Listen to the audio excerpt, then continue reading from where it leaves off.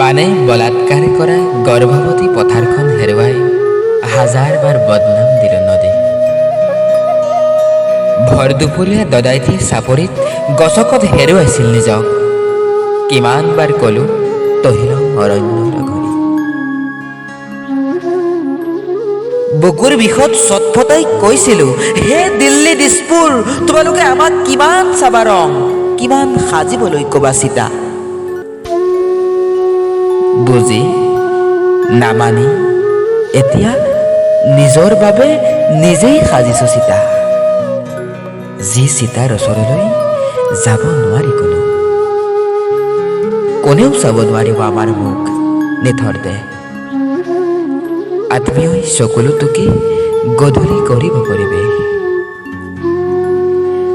দুখ দিয়াৰ ধ্বংস কৰাৰ আমাৰ কিমান যে হেঁপাহ।